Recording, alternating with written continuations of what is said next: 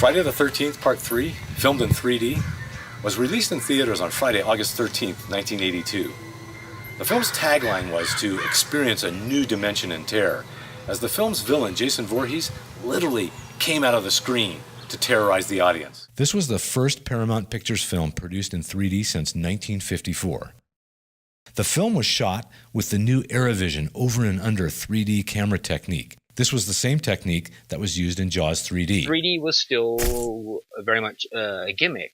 We had Jaws 3D, and this is one of the few 3D movies I've seen where you didn't have the big theatrical releases like we do these days. Every other movie now is 3D, and you kind of expect it. So even though the shots were very gimmicky, like I said, with the machete pointing, and there was no reason for you to be pointing a stick at me while we're talking, and it was very gimmicky, but it was a new depth of filmmaking that you really hadn't experienced before. They used a Luma crane. Like the opening shot, I believe, it starts off inside a cabin and then pulls out, and now you're outside the cabin, and now you're farther back, and it's all done with the camera mounted on that end of that Luma crane.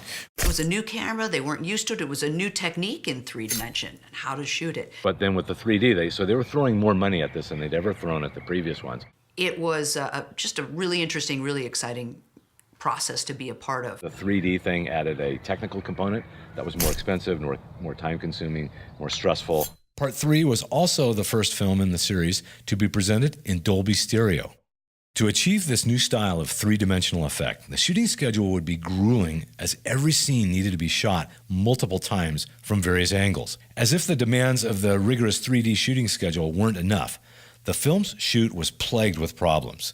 On one weekend, a swarm of bees infested the cabin, shutting production down for over a day until they could be smoked out. There were cameras rolling off dolly tracks. One day, that crane just tipped over, and the whole thing went crashing down. And the camera tipped over, the track tipped over, and it was probably maybe 15 to 20 feet of track.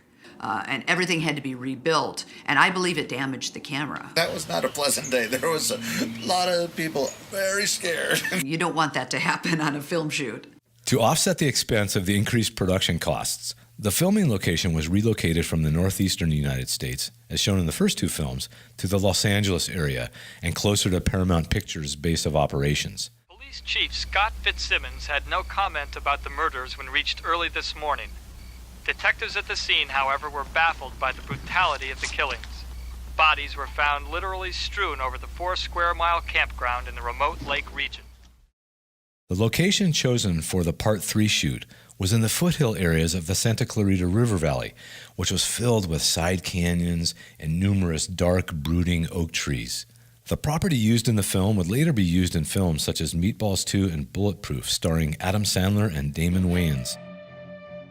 Over the years, there were quite a few occasions where people would trespass onto the property.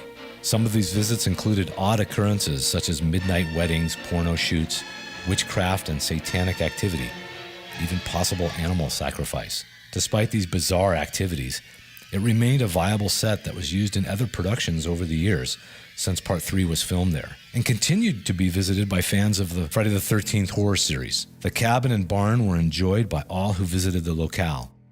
That is, until one fateful night in April 2006.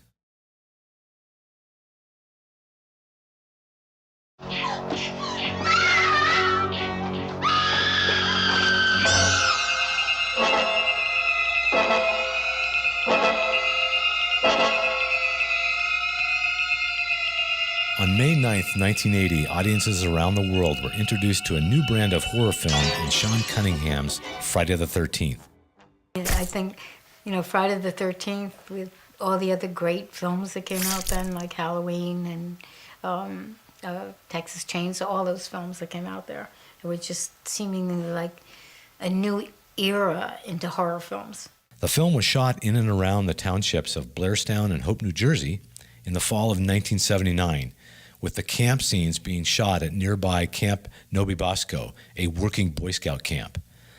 The picturesque setting of the camp, nicknamed Camp Blood in the film, featured rolling hills and rustic cabins and deep forestry around Sand Pond Lake.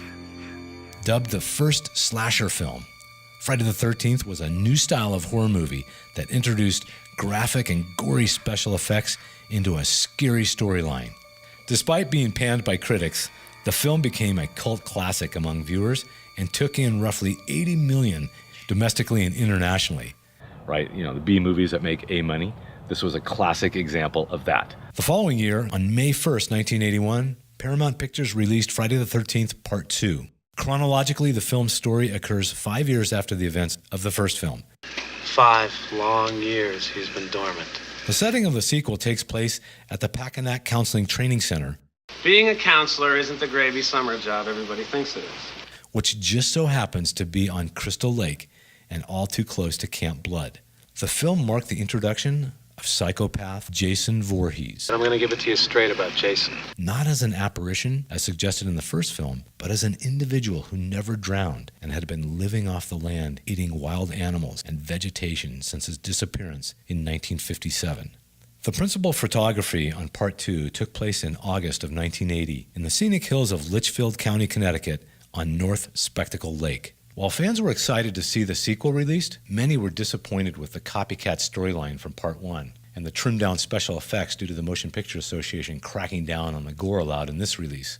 The series needed a follow-up that would reignite the fans' interest and elements found in the original. However, with Part 3, fans would be offered an extra feature not found in the first 2 entries, a new dimension in terror.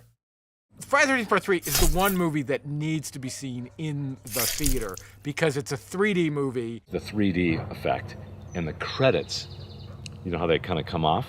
They came out like part way, and then the music changed, and they came out further where they literally were between you and the person sitting in front of you. 3D adds another dimension to the film. I did see Friday the 13th Part 3 after it was released from the theaters. Opening night, went to Westwood with my friends. We got there a little early, and it wasn't anybody there. I thought, oh, no one's going to come see this. And my God, it was sold out. It was crazy, sold out. I mean, it was number one for that weekend. Friday the 13th Part 3 was the highest grossing 3D film of its kind. Because it was in 3D with the glasses, there was that whole kind of odd experience of being in an audience where you turn around and look at everybody in the audience, and they all had the 3D glasses on. I was back in Michigan when it was released that summer of '82. And then the next night I went back and saw it with my family. My family, the horror genre is not their thing. So I went with some family members, and it was pretty crazy. It was fun to watch. It was fun to see. Unfortunately for them, I don't die till 3/4 of the way through this picture, so... And I don't think anybody in the audience knew that I was up there. They watched, but as soon as I died in this film, 12 people stood up in the theater and left, and that was my family. I said, thank you, this has been great. When it came to casting of the film's villain, Jason Voorhees, producer Frank Mancuso Jr., whose father was head of Paramount at the time, and director Steve Miner, wanted someone who was bigger and stronger looking than the Jason audiences experienced in Part 2. Enter Richard Brooker. I actually met Richard in the UK back in the 70s. I opened the door and there was this tall, gangly, 6'4" man stood there. And he said, "Hi, I'm Richard. I'm your cousin." He was working for a circus, actually. He was originally a trapeze artist. He told me that he was going to work on the pipelines in, I don't know, Saudi Arabia or somewhere. And I later found out that he was actually running away from the circus because he was having an affair with the ringmaster's wife. A former trapeze artist turned actor newly arrived from England to the United States, trying to break into the movie business. He was a trapeze artist. People die in that type of act. Richard had worked in all areas of production and was looking to step in front of the camera. Given his credentials and background, he would become the most athletic Jason to date. Richard, when he got the part, there was a producer, a director, got the part, took the part basically, not realizing he had just walked by all these people that were going to audition, not knowing in reality that I just cut all these guys off. The script for Part 3 called for Jason to wear a mask to hide his disfigured, grotesque face. The Jason character had an elaborate makeup special effects process to get that look. And It took a long time to do that. And so when they went to shoot the next version, they didn't want to have to deal with that. They didn't want to have to deal with every day doing that makeup and doing that special effect. The infamous look of Jason wearing a hockey mask came about by accident. When Steve Miner called for a lighting check, there wasn't time to apply makeup for the light check. So Marty Sadoff, the film's 3D effects supervisor, who was a huge hockey fan and kept a bag of hockey gear with him, he casually gave Brooker the mask. Director Miner loved it, and a pop culture icon was born. Makeup effects artist Doug White made many modifications, with the crowning jewel being the addition of the red triangles to the face. There were 2 prosthetic face masks created for Brooker to wear underneath the hockey mask. One mask was composed of approximately 11 different appliances and took 6 hours to apply to Brooker's face. This mask was used for scenes where the hockey mask was removed. There was a point during makeup where you could see that as they're applying stuff and putting padding on him and appliances and makeup, you could see he was just slowly, I'm just getting goosebumps talking about it. He was transforming. You could see it. In the scenes where the hockey mask is over the face, a simple head mask was created. Any Friday the 13th fan worth their salt knows that within the storyline of Part 3, Jason gets his identifying mask from the character Shelley, the prankster. Up until that point in the film, Jason's grotesque face is created with makeup prosthetics developed by legendary makeup artist Stan Winston. Given the popularity of Jason's mask over the ensuing decades, a case could be made for its inclusion at the Smithsonian as a cultural icon. After the film's wrap, both Brooker and Larry Zerner, the actor who portrayed Shelley, attempted to acquire the mask. However, their quest for the symbolic mask proved futile. I did ask for the mask, and they were like, no. It seemed nobody even knew what happened to the mask or where it went until 20 years later. It was discovered that the mask was in the possession of special effects coordinator Martin Becker. The mask had hung in Becker's workshop window, exposed to direct sunlight for all those years, deteriorating to a state of non-repair. Becker had simply thrown it away. Part 3 was where the hockey mask became the iconic image of the franchise. I had no clue that it would go on to be so significant and be such a big deal, and that I'd see kids on the street wearing hockey masks. No idea that that's what it would turn out to be. That hockey mask would be such a symbol for the movie for so many years. I tried to get the mask, but they wouldn't give me the mask, but they did give me the axe that Shelley wears, the fake death axe, and he puts it in his head, and you can see, that's how it works. After his fan-favorite portrayal of Jason Voorhees, Richard Brooker would go on to star in Deathstalker and the television series Trapper John M.D. Richard was he's a kind of larger-than-life guy, and he is British, so he speaks with an English accent. I don't know everything about his background, but the fact that he'd been in the circus, and he was so peripatetic. He had this very wandering bohemian lifestyle, just wandering from one thing to another, trying one thing or another. Most of the actors on the set were kids. We were teenagers. And Richard was an adult. First time I just saw him walking around the set, he had the hockey mask on, and but he smoked a pipe, and he's walking around and he goes, "Errol, who am I going to kill now?" I realized I was going to like him right away. Richard and I met at check-in at the airport. We were both going on a plane to New York to do Good Morning America. And he came over to me and he said, "I bet you never thought Jason would get you this far." Fantastic guy. I met him, of course, on one of these Friday the 13th conventions. And we just hit it off right away. He was just absolutely the nicest guy you could ever imagine. He loved to take the blade of that machete, of his, Jason machete, and pop it down on his table. Scared the shit out of me. Richard had a great sense of humor. We joked around a lot. Richard was a good man. The fans loved him. Richard was experienced. He'd worked doing other things. He was a gymnast and an acrobat. And he was incredibly well educated and cultured. He carried himself with authority. He loved to smoke and drink, and he had enormous bonhomie. He loved to be in a bar. His favorite place was to be in the bar telling stories. The host with the most. He was just there for everybody and making everybody feel comfortable. Creative, artistic, loud. And he was big and tall and kind of quiet, and he made a definite impression. And he told the greatest stories. One thing about Richard I can tell you that being larger than life, being Jason requires you to be larger than life, but Richard embraced it.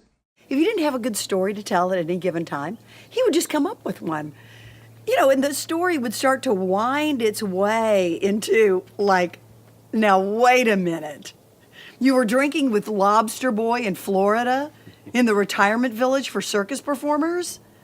Did this really happen? The thing is he would tell these outrageous and ridiculous stories, but then I would talk to another friend, somebody who knew him better than I did, and find out some of these stories were true. If you knew Richard, he was huge into horses. He was producing rock concerts. He was producing television shows. At one time, I think he told me he was producing 5 different television shows at the same time. One of which was a show that I watched was Bill Nye the Science Guy. And I went, oh my God, you produced that. In Germany, we didn't share the same table. We were right next to each other. And across the way and down the hall was Jeremy Bulloch, who played Boba Fett. And I looked at Jeremy and I said, so you're Boba Fett, huh? He said, yeah. So how do I know that? His face is covered. How do I know that's you? He said, well, it is me. Well, how do I know that? Prove it. Prove that's you.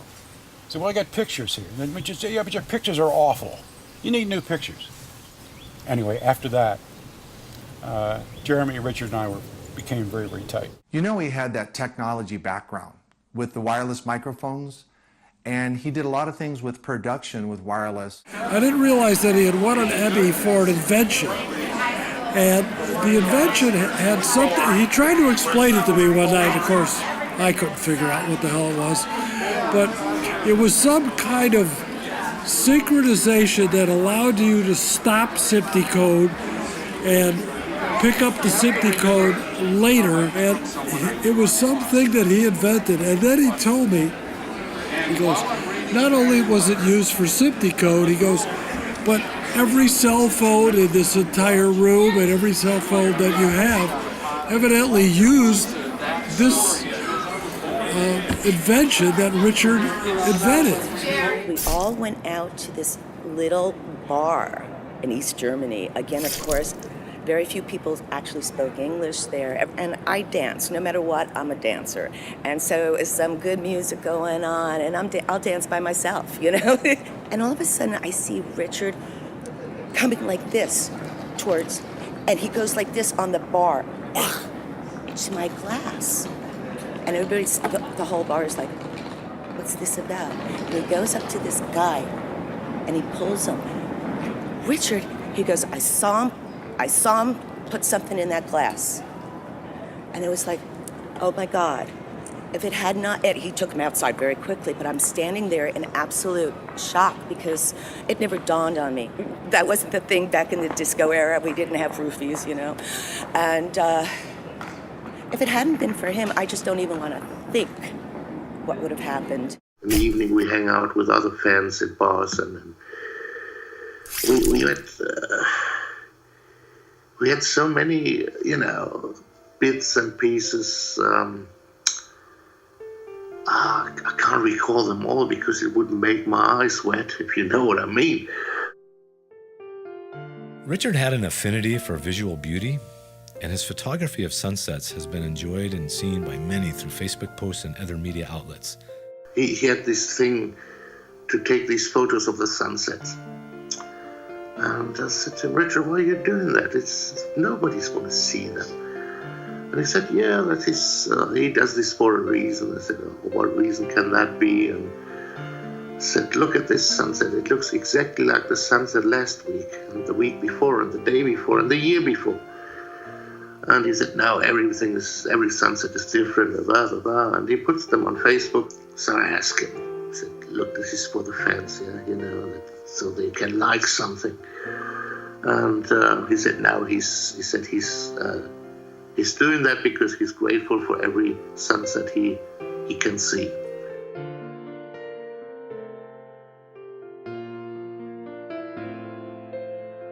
In between his producing and directing duties, he would always make time to meet Friday the 13th fans worldwide. Richard always made sure that everybody was having a good time at the shows. He was extremely good with the fans.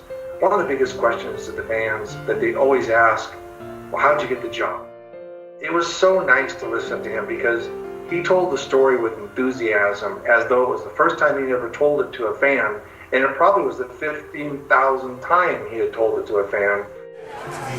No. So you should be safe. Yeah, safest place in the world. You're safer with me than you are over there. Appearing at his last convention in March 2013 in Nashville, Tennessee.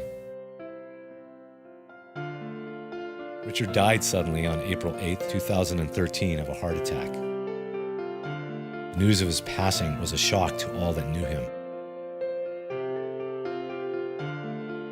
He was honored in the closing credits of Hell's Kitchen, Episode 7 in its 11th season, and in John Schneider's film Smothered.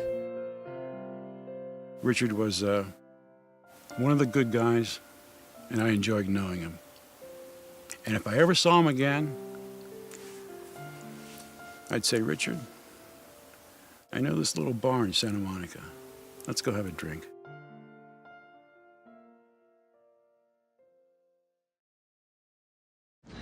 Hey, Chrissy, how much further to the lake? We would have been there already if some people didn't have to go to the bathroom every 5 minutes. That's what Part 3's story involved Chris Higgins and her friends getting away for the weekend to Higgins Haven, her family's summer retreat. The family retreat just happens to be on Crystal Lake, Jason's territory. One glaring problem was that the production was taking place in a suburb of Los Angeles, and there was no lake to be found anywhere close to the set. For the first time in the Friday the 13th series, a lake had to be created for the shoot. The lake also is not real. I mean, there's water, but it's only about 2 feet deep. It's not a real lake. The lake that was created for the scenes in the film was essentially a 3 to 4 foot deep muddy pond shot from low angles to make it look bigger than it actually was. Water had to be pumped in every day to keep it full, and shortly after the shoot was completed, it dried up on its own. Due to the demands of the in-depth 3D shoot, the cabin and the barn that served as the shooting locale were built specifically for the film. It was completed in early 1982. The cabin and barn would be filled with items and props for the duration of the film shoot. An interesting fact is that the cabin in the film looks as if it is a 2-story structure, when in reality, it is actually a 1-story structure, as the footage reveals. In addition, the basement where actor David Kadam's character Chuck met his demise actually never existed. I know that there was a basement underneath the house. There wasn't at a separate location because my death scene was shot there. But I remember a definite basement, and I remember it being a 2-story structure. But I think the second story wasn't built to code. So what was the cabin 2 stories? No, it's a movie cabin. Yeah, this was definitely a prop cabin. It had certain functionality. There was a stairwell going up somewhere. Could have been a platform, could have been a second floor. I didn't have any scenes there, so I don't remember. So it looks like, it is 2 stories, but there's nothing up there. Everything, they just redress it. Whether the structure was a 2-story or not is really trivial when compared to what happened one night in April 2006. 4 trespassers, while drinking and partying, got their truck stuck in the mud. Damn it! In the dash, there's a flashlight. Grab it, we're going back.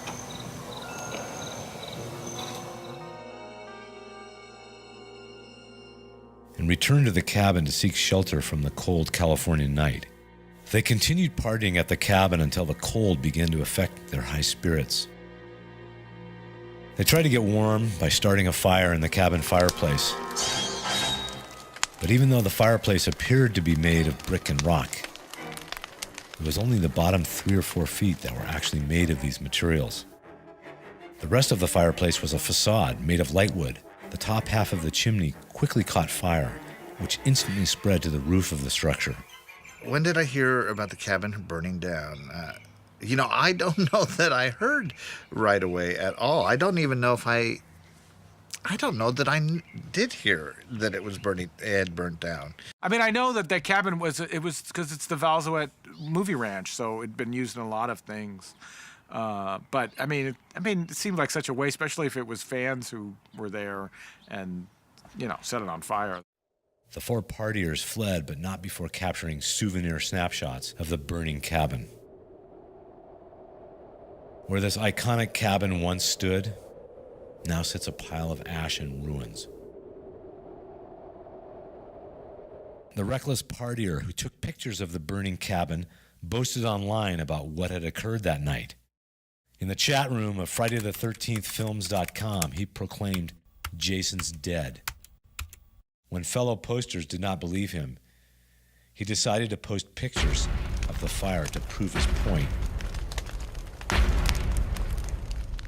I had gotten home and was reading through the transcripts of what was going on in the chat room and saw that earlier that morning somebody came into the chat room claiming to have set fire to the Friday 3 house. And when he posted pictures of the fire to the FridayThe13thFilms.com website, the website administrator contacted investigators. Plain detective myself on the other side of the country, I was going to contact the sheriff's department there in that county and report what was going on. When the sheriff's department went to the person's house to find what was going on, it was interesting because the investigator also found movie posters for Friday the 13th, Jason's hockey mask, so they automatically knew that the person had a connection with this. And then they also found that the person had a camera with those pictures in the bottom of their closet wrapped up in a shirt. He stated he posted the pictures and statements on the website to taunt the nerds, as he liked the movies but not fellow fans. The ending of this story would leave Friday the 13th fans with a bad taste in their mouth, the 4 suspects being from wealthy families with connection and influence, destroying this beloved set.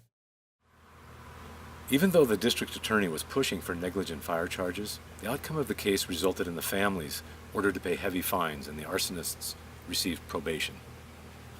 Friday the 13th history was forever changed and will never be the same. But what if the story ended a little differently?